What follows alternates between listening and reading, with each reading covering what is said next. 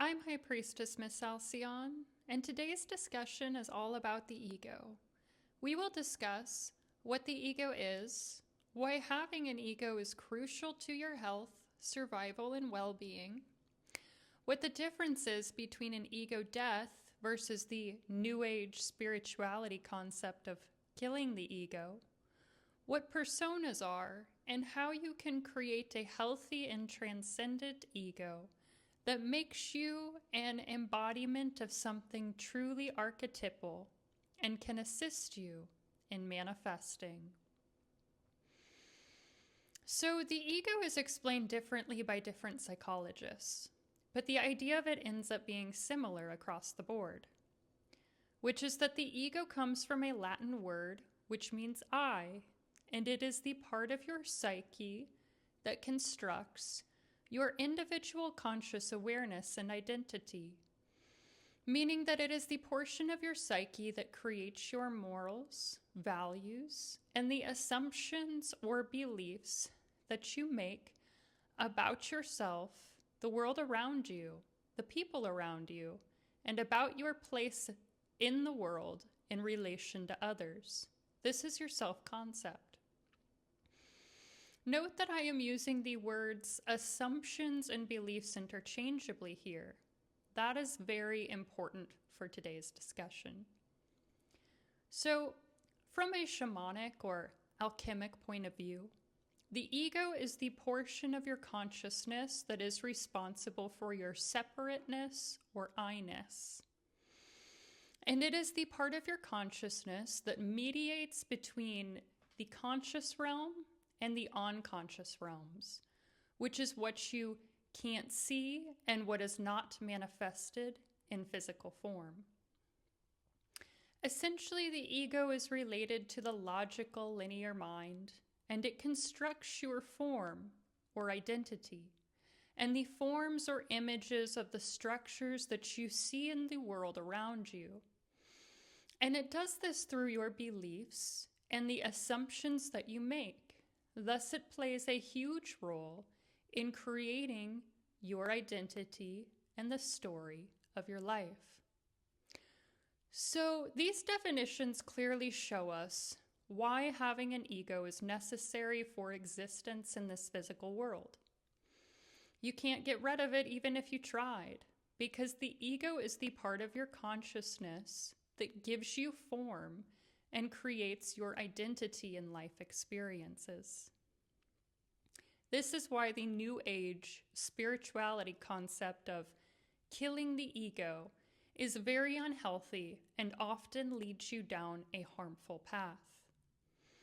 It is an illusion that you can kill or get rid of your ego, because even if you were to revoke all of your possessions, become a monk, never speak again, and change your name to no name, you would still have an ego. That identity would become your new ego, as your ego is a part of your identity and the story you create for yourself and your experiences that makes your life take on a certain form. Another example would be in high school. There is often a group of people who consider themselves to be nonconformists because they don't dress or listen to the music of popular culture. But they all end up dressing the same as the other members in their group, and they listen to the same music. You cannot get rid of your ego.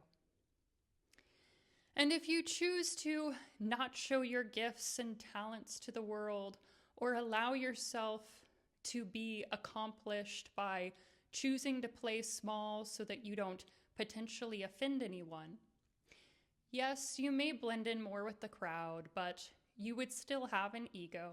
You cannot get rid of your ego.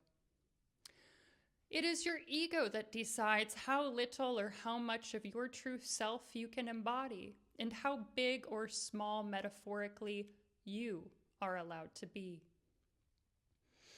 So, an ego death is a very different concept from killing the ego.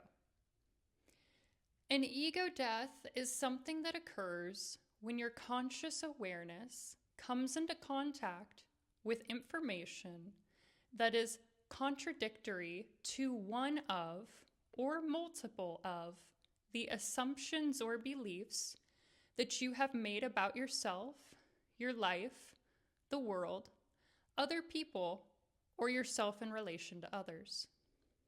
So, especially in our Western world, there are a lot of people who are so defensive.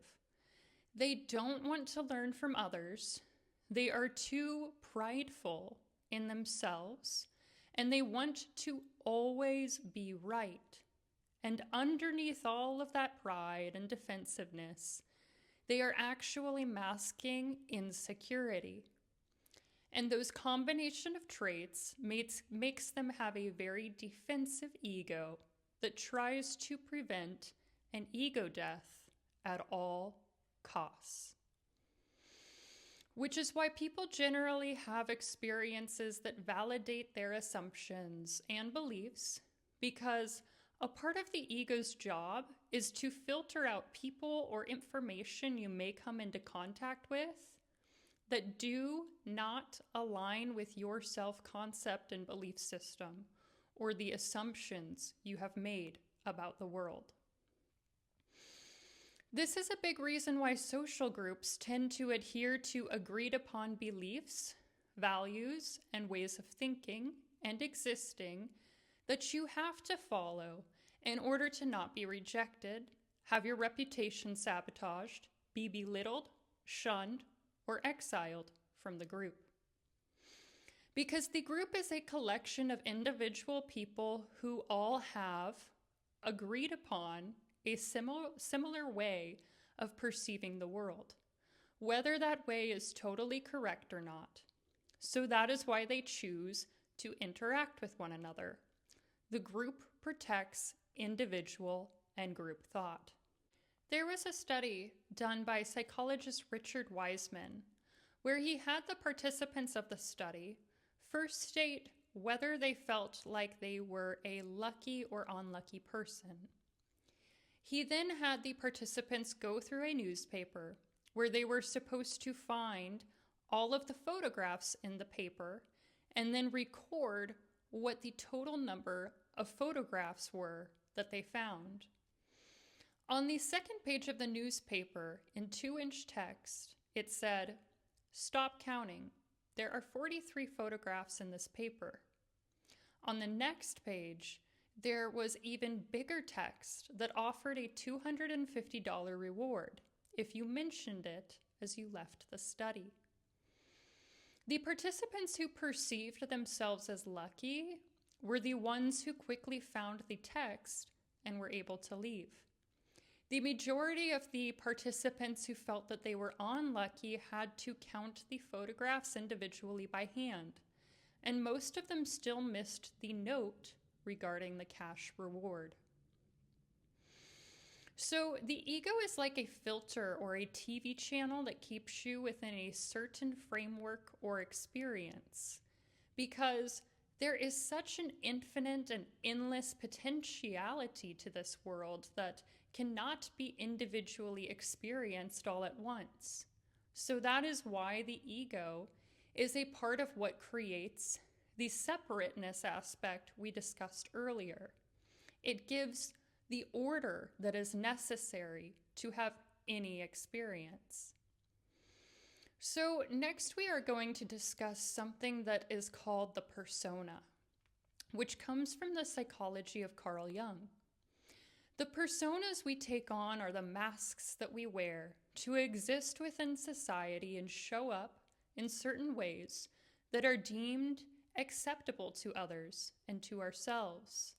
And the personas we create are based on our judgments and beliefs, the environment we are in, and how we believe we need to behave in order to be safe and accepted within our environment. Our personas are defense mechanisms that keep us safe so that we appear in ways that are not offensive and do not trigger the defense mechanisms of the egos of the people around us, thus saving us from rejection, ridicule, gossip, and in the extreme case, even violence being directed towards us. You can see that through our personas, we create illusions that make people feel like we won't potentially trigger an ego death for them, only affirming the assumptions they have already made about themselves, about us, and about the world. So, what often happens is that we end up creating personas that don't actually align with who we are out of the need for survival and acceptance. And during spiritual awakening, when you begin to reconnect to your inner truth and to your soul, and you start embodying more of your true self, the personas that you created out of oppression based on the need for survival and acceptance in your environment begin to fall away. And then those structures start to collapse because the egos of the people and entities that those personas or masks were there to serve will want to reject and remove you so that you don't trigger an ego death for them. You're no longer in alignment with them. This oftentimes can feel like a betrayal, which ultimately leads you to an ego death because you are then forced to look at and understand the superficial and conditional nature of those relationships and structures that you have invested in. So, a part of what happens during an ego death is the collapse of the structures that were made out of your own assumptions and personas or masks. And when an ego death occurs, you go through a descent into the underworld because you no longer have these structures that were in place that were holding you within a certain framework of experience. Once you descend into the underworld, it feels like chaos because you no longer have these structures that you created to maintain a certain order or form. And then you go through a life review so that you can see how you created the experiences and identities that led you to this point. You then formulate new beliefs and identities that are in alignment with your current level of consciousness, which then creates new forms or structures in your life as you go through a rebirth process and into a new identity and form. So from a shamanic or alchemic point of view, the ego is related to the logical conscious mind that brings chaos into order and the formlessness into form. So we go through a series of ego deaths throughout our life. And if you want to live a life where you feel like you are actually showing people who you are and fulfilling your true life's purpose, the goal would be to remove the oppressive personas or masks that you created out of the need to survive in environments where people will never accept you for who you are, and to embody as much of your true self as you can in every moment in physical form. That way you end up becoming something truly archetypal in nature, because that is the true nature of the self once all of the personas and masks fall away. And in order to do this, you need to have what I am calling a strong but also transcendent ego.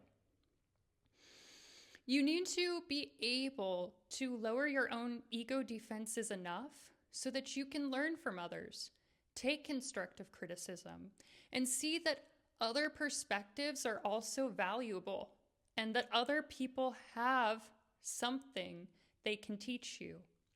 Learning from others and acknowledging that you don't know everything opens you up to new perspectives, which can open doorways to opportunities that you previously couldn't see, and also show you new ways of moving in the world.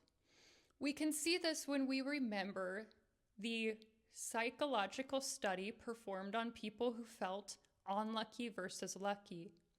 Perception filters your experiences, and the more perspectives you learn and are aware of, the more expanded your consciousness becomes. Simultaneously, you also need to have such a strong ego structure in place that protects you from the need to hide yourself away through the use of false personas that aren't in alignment with the truth of who you are. And in order to do that, you can't be afraid to potentially offend someone else's fragile and defensive ego. And yes, this process can be scary, but being who you truly are and living your soul's purpose will give you the strength that you need to go through the continuous death and rebirth process that is necessary for the old structures to collapse so that new structures can be created that allow you to be supported and accepted, not for your false masks, but for who you actually are. And as we individually go through this process in our own lives, we are also going through this transformational process collectively, which is ushering us into a new reality and new earth. I'm High Priestess, Miss Alcyone. If you found today's lecture to be thought-provoking, make sure to give me a like and subscribe for more sacred alchemy and shamanism.